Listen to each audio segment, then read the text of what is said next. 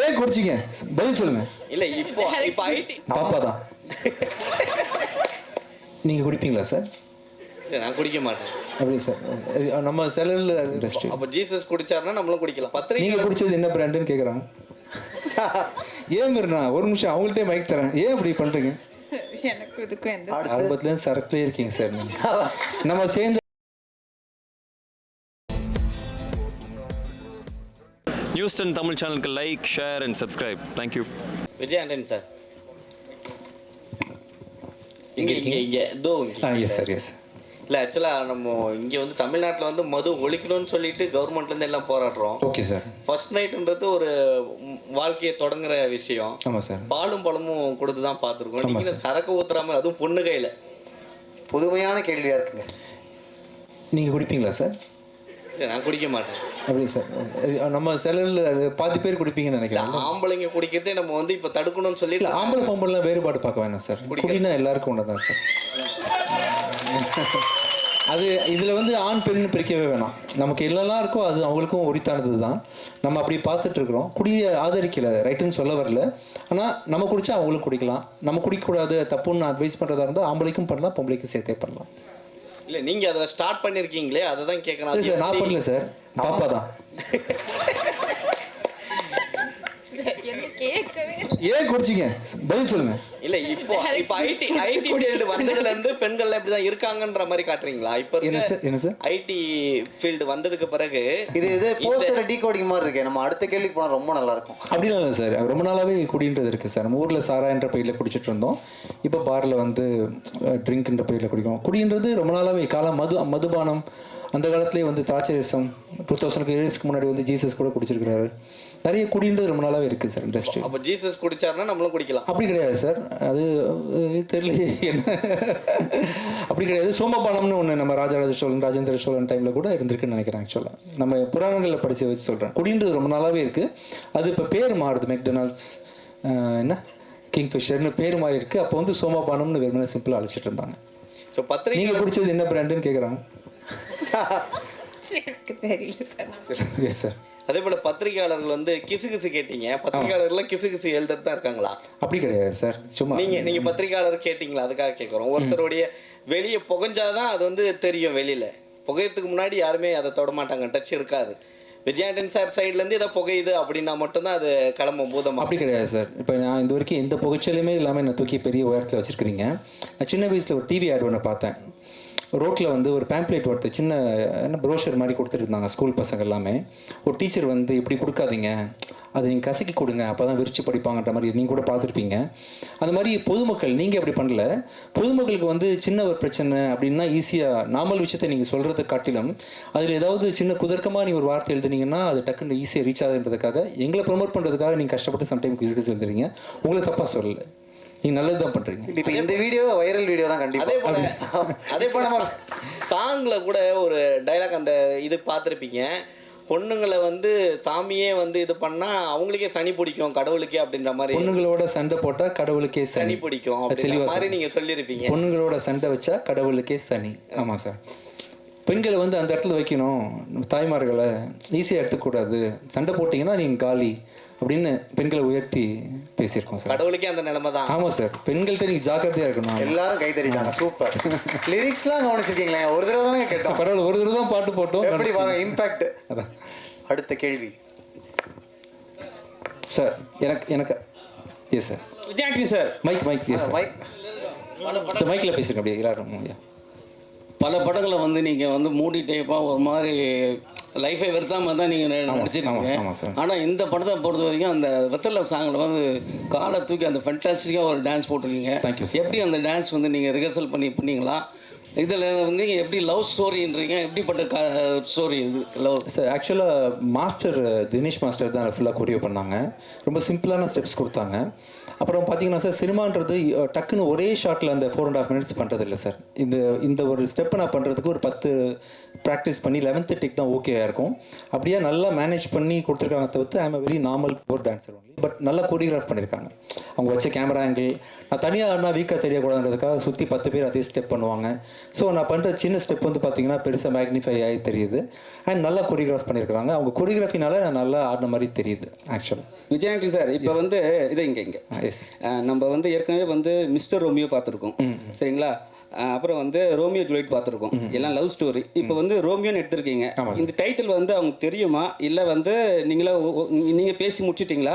அதுக்கப்புறம் வந்து அந்த கதையிலேருந்து மாறுபட்ட கதை ஏதாவது இருந்தால் தான் சார் மக்கள் வந்து உள்ளே வருவாங்க. அது எப்படி சார் நீங்கள் ஸ்கிரிப்டாக கொடுப்பீங்க? ஆக்சுவலாக நம்ம தமிழ் சினிமாவில் டைட்டில் ஏதாவது ஓகே பண்ணுறதா இருந்தால் சார், நம்ம நினச்ச டைட்டிலாம் நம்ம யூஸ் பண்ண முடியாது. அது முறையாக நம்ம வந்து ப்ரொடியூசர் கவுன்சிலில் ஃபிலிம் சேம்பரில் அனுமதி வாங்கி அந்த ப்ரொடியூசர்கிட்ட நோசி வாங்கி தான் சார் பண்ண முடியும். அப்படி தான் நம்ம பண்ணோம். கண்டிப்பாக மிஸ்டர் ரோமியோ கதையிலேருந்து இது வேறுபட்டிருக்கும். இதில் வந்து ஹீரோ வந்து தீயாக லவ் பண்ணுறான் பொண்ணு வந்து வச்சு செய்கிறான். இந்த மாதிரி மிஸ்டர் ரோமியோவில் இருக்குமா சார்? ஆக்சுவலாக வச்சு செய்கிறாங்களா? பிரபுதேவா சார் வந்து 2 பொண்ணு டபுள் ஆக்ஷன் அதில், ஓகே சரிங்களா? அதில் வந்து இவங்க வந்து வச்சு செய்வாங்க அந்த படத்துலையும். ஆமாம். ஏன் இப்படி பண்ணுறாங்க எல்லாம்? நீங்கள் தான் சொல்லணும். இது என்ன மிஸ்டர் ரோமியோ டிஸ்கஷன் அவ்வளோ போய்கிட்டு இருக்கு? ஏன் மீறினா ஒரு நிமிஷம் அவங்கள்ட்டே மைக் தரேன். ஏன் இப்படி பண்ணுறீங்க? எனக்கு இதுக்கும் எந்த சம்மந்தமும் இல்லை. டைரக்டர் 1 year ஒர்க் பண்ணியிருக்காரு இந்த ஸ்கிரிப்ட் எழுதுனீங்க அப்படின்ட்டு. இல்லை, ஜென்ரலாகவே நானுமே கேட்குறேன். ஆக்சுவலாக நானும் பல இது கேள்வி பார்க்குறேன். இந்த பொண்ணுங்கன்னா நீ ரொம்ப கொஞ்சம் இது பண்ண தான் செய்கிறீங்க. கொஞ்சம் கவனமாக பாவம் சாஃப்டாக ஹேண்டில் பண்ணுங்கள். Okay sir. இப்போ நீங்கள் கேட்டீங்க ஏதாவது கிசுன்ட்டு. இப்போ நான் கேட்குறேன், இப்போ நீங்கள் வந்து ஸ்டேஜில் சொன்னீங்க ஏன் ஆளுன்னீங்க ஹீரோயினை. நம்ம ஆளுன்னு சொன்னேன். நம்ம ஆளுன்னு சார். ஆளு இல்லை ஆளுன்னு சொன்னீங்க. இருங்க சார். நம்ம ஆளு உங்களையும் சேர்த்துக்கிட்டேன். இல்லை உங்களுக்காக பேசுகிறேன் சார். உங்களுக்காக வீடியோ எடுத்து கூட பார்த்துக்கலாம். ஆளுன்னீங்க.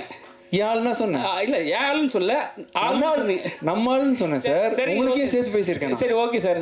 ஆளுன்னு நம்ம ஆளு வைரல் வீடியோ ரெடி. நம்ம ஆளு சார். அவங்க ஏன் சார் வந்து எதுக்காட்டாலும் நான் இல்லைன்றாங்க? எனக்கும் அதான் சார் ஷூட்டிங் நான் ஆரம்பத்துலேருந்தே கேட்குறேன். நான் உரிமையாக பேசுகிறேன், அன்பாக பேசுகிறேன், ஏன் ரெஸ்பான்ஸ் வர மாட்டேங்குது?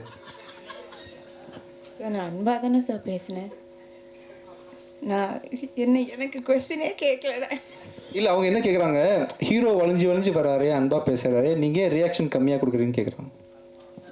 ஏன் அப்படி தான் ரியாக்ஷன் கம்மி பண்ணி கொடுக்க சொன்னாங்க. டேரக்டர் மைக் கொடுங்க. டேரக்டர் சார், அப்புறம் உங்களுக்கு ஒரு கொஸ்டின். நீங்கள் ஸ்டேஜில் சொன்னீங்க தலைவாசல் விஜய் சார்லாம் வந்து ரொம்ப பெரிய ஆள், அவங்க சொல்கிறத நம்ம கேட்கணுன்ட்டாங்க. அதுக்கப்புறம் நிறைய ஆர்டிஸ்ட் சொன்னீங்க, அவங்களாம் சொல்கிற விஷயம் நிறைய வந்து நான் மாற்றிக்கிட்டேன். நீங்கள் ஏன் உங்களோட கதையில் வந்து உங்களுக்கு நம்பிக்கை இல்லையா, இல்லை அவங்களுடைய ஆக்டிங் வந்து அதை விட நல்லா இருந்ததா? மாட்டிக்கிட்டேன்னு சொல்லல சார். நான் எல்லாமே ஒரு எக்ஸ்பீரியன்ஸ். அவர் இப்போது ஒரு சீனை ஒரு சீனியர் ஆக்டர் கிட்ட போய் நம்ம ஒரு சீனை எக்ஸ்பிளைன் பண்ணோன்னா அவங்க அதுக்கு அந்த கேரக்டரை உள்வாங்கி அதை விட பெட்டராக வருவாங்க. இப்போ நீங்கள் புதுசாக வர கேரக்டர் கிட்ட நீங்கள் இப்படி பண்ணுங்க அப்படின்னா பண்ணுவாங்க. பட் சீனியர் ஆக்டர்ஸ் கிட்ட இன்க்ளூடிங் தலைவாசல் sir, VTV sir, Yogi Babu sir கிட்டலாம் ஒரு சீன் கொடுத்தா அந்த சீனில் அவங்களுக்கு இருக்கிற எக்ஸ்பீரியன்ஸில் எந்த டயலாகில் சொன்னால் தேட்டரில் எப்படி என்ஜாய் பண்ணுவாங்க ஆடியன்ஸ்னு அவங்க எக்ஸ்பீரியன்ஸை ஷேர் பண்ணுறது தான். அது எப்போவுமே ஒரு ஃபோர்ஸ்ஃபுல்லாக ஒரு டேரக்டர் அவங்க சொல்கிறதே கிடையாது. அது அவங்க எக்ஸ்பீரியன்ஸில் எப்படி பெட்டர் சீன். நான் அந்த சீனுக்கு வரேன்னா அந்த சீனில் ஒரு எனர்ஜி இருக்கும். அதுக்கு தான் நம்ம VTV sir, Yogi Babu sir நம்ம கூப்பிட்றோம்ல, அதை அவங்க ஃபுல்ஃபில் பண்ணணும்னு நினைக்கிறாங்க. அது கதையோட பிளெண்ட் பண்ணுறது ஒரு டைரக்டர் கிட்ட இருக்குது. சார் இது வேணும், இது வேணாம், இங்கே போதும் சார், இந்த ஒரு கவுண்டர் போதும், இந்த கவுண்டர் வேணாம் அப்படின்னு நம்ம கண்ட்ரோல் பண்ணுறது நம்ம கையில் இருக்குது. அப்படி தான் பண்ணனே தவிர they are very big blessing to the film. Super. Vijay Antony sir. அடுத்த கேள்வி. Hi sir. Javed here. Yes, hi sir. Sir, one good success for a creator வந்து பெரிய விஷயங்களுக்கு நிறைய பண்ணணும்னு ஆசை வரும்ல சார். ஸோ ஓஜி வைப்புக்கு ஒரு மிகப்பெரிய வைப்பு கிடைச்சிருக்கு. ஒன்ஸ் அகெயின் உங்களோட சாங்ஸ். தேங்க்யூ. நெக்ஸ்ட் பேங்க்லாம் கிரியேட் பண்ணுறதுக்கு ஏதாவது பிளான்ஸ்லாம் இருக்கா சார்? நெக்ஸ்ட் புது பாடல்களாக இன்னும் நிறைய பண்ணுறதுக்கு கொஞ்சம் ரீசெண்டாக நடிப்புலையும் எடிட்டிங்லேயும் கொஞ்சம் ஃபோக்கஸ் பண்ண ஆரம்பிச்சிட்டேன்.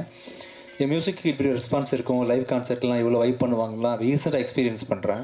இதை பார்த்ததுக்கப்புறம் திருப்பி ஏதாவது வருஷத்துக்கு ஒரு படத்துக்காக மியூசிக் பண்ணணும்னு நான் சீரியஸாக எடுத்துக்கிறேன்.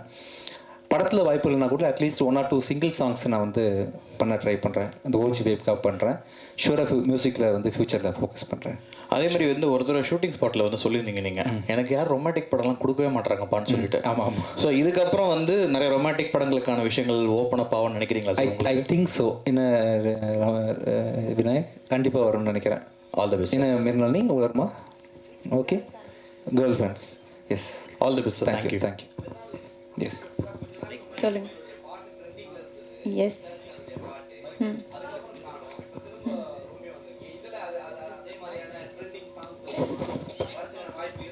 இதோ இப்போ பார்த்தீங்களே அதுதான் ட்ரெண்டிங் சாங் வெத்தலை. ஐயா வந்துடுச்சுல. நான் அது உங்களுக்கு எது பிடிச்சிருக்கோ நீங்கள் அதை ட்ரெண்டிங் பண்ணிக்கலாம். ஆரம்பத்துலேருந்து சரக்குலேயே இருக்கீங்க சார் நீங்கள். நம்ம சேர்ந்து அடிப்போம் சார் ஒரு நாளைக்கு. Okay guys, the plan is on. Super. Yes sir, yes S.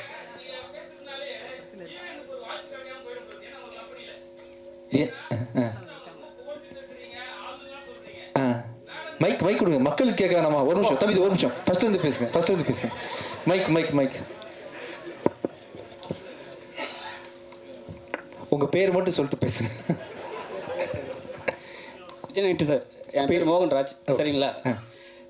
நீங்கள் வந்து எல்லாத்துலேயும் சொன்னீங்க, உங்களால் வந்து அந்த ஹீரோயினுக்கு வந்து வாய்ப்பு கிடைக்காம ஆயிடும்னு நான் சொல்கிறேன். ஏன்னா உங்களோட கம்பெனியில், ஏன்னா நீ எல்லாத்துக்குமே வந்து அவங்கள புகழ்ந்து மேடம் வந்து ஸ்டாப் பண்ணுவாங்க. கண்டிப்பாக. ஏன்னா நீங்கள் எல்லாம் அவங்கள ஆளுன்னு சொல்கிறீங்க, எல்லாத்துக்குமே அவங்களுக்கு தான் பதில் சொல்கிறீங்க. தான் நைஸாக நம்மால்னு சொல்லிட்டேன்ல.